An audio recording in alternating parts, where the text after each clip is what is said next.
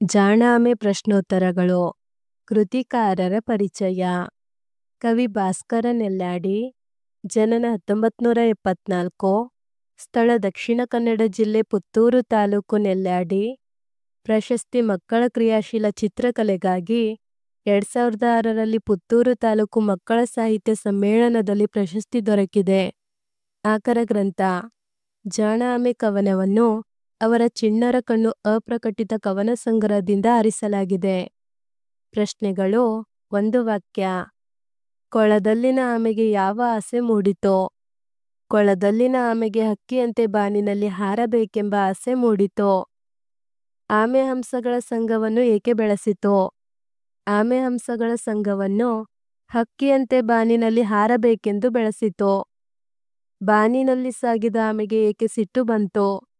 ಬಾನಿನಲ್ಲಿ ಸಾಗಿದ ಆಮೆಗೆ ಬಯಲಿನಲ್ಲಿದ್ದ ಪಡ್ಡೆ ಹುಡುಗರು ಕಲ್ಲು ಹಾರುತ್ತಿದೆ ನೋಡಿ, ಆಮೆ ಕೆಳಗೆ ಬೀಳಬೇಕೆಂದು ಕಿರುಚಿದ್ದನ್ನು ಕೇಳಿ ಸಿಟ್ಟು ಬಂತೋ? ಆಮೆ ಪಡ್ಡೆ ಹುಡುಗರಿಗೆ ಏನೆಂದು ಬೈದಿತೋ? ಆಮೆ ಪಡ್ಡೆ ಹುಡುಗರಿಗೆ ಹೊಟ್ಟೆ ಕಿಚ್ಚನ್ನು ನೀವು ಯಾವಾಗ ಬಿಡುವಿರೆಂದು ಬೈದಿತೋ? 2-3 ವಾಕ್ಯ.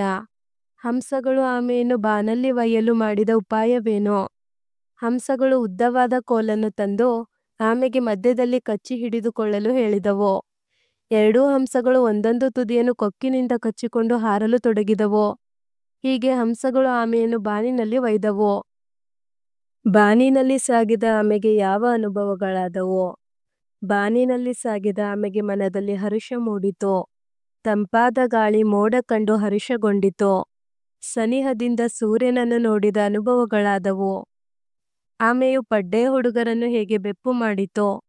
ಆಮೆ ಕೆಳಗೆ ಬೀಳಲೆಂದು ಹಾಗೂ ಕಲ್ಲು ಹಾರುತ್ತಿದೆ ನೋಡಿ ಎಂದು ಪಡ್ಡೆ ಹುಡುಗರು ಜರಿದರು.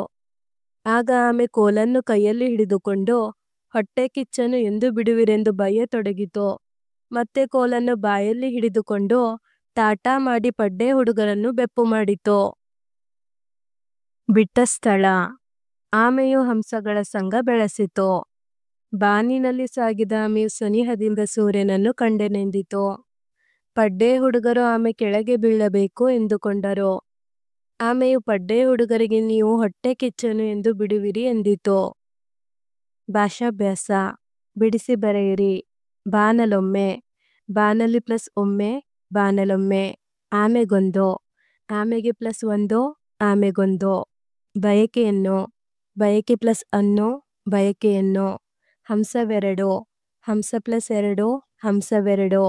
ಹಾರಲೆಂದಿತೋ? ಹಾರಲು ಪ್ಲಸ್ ಎಂದಿತೋ, ಹಾರಲೆಂದಿತೋ? ಕೆಳಗೆ ನೀಡಲಾಗಿರುವ ಪದಗಳ ಅರ್ಥ ವ್ಯತ್ಯಾಸ ಬರೆಯಿರಿ. ಧನ, ದನ. ಧನ, ಹಣ. ದನ, ಹಸು. ಕೊಳ, ಕೋಳ. ಕೊಳ, ಸರೋವರ. ಕೋಳ, ಬೇಡಿ. ಬಾನು, ಭಾನು. ಬಾನು, ಆಕಾಶ. ಭಾನು, ಸೂರ್ಯ. ಹಾರು, ಆರು. ಹಾರು, ಜಿಗಿ. ಆರು, ಸಂಖ್ಯೆ. ಮಧ್ಯ, ಮಧ್ಯ. ಮಧ್ಯ, ನಡುವೆ. ಮದ್ಯ, ಮದ್ಯಪಾನ. ಮತ್ತೆ, ಮೆತ್ತೆ. ಮತ್ತೆ, ಪುನಃ. ಮೆತ್ತೆ, ಹಗುರ. ಹಕ್ಕಿ, ಹೆಕ್ಕಿ. ಹಕ್ಕಿ, ಪಕ್ಷಿ. ಹೆಕ್ಕಿ, ಆರಿಸಿ. ಕೆಳಗಿನ ಶಬ್ದಗಳ ಹಿಂದೆ ಅಥವಾ ಮುಂದೆ ಒಂದು ಅಕ್ಷರ ಸೇರಿಸಿ ಹೊಸ ಪದ ರಚಿಸಿರಿ.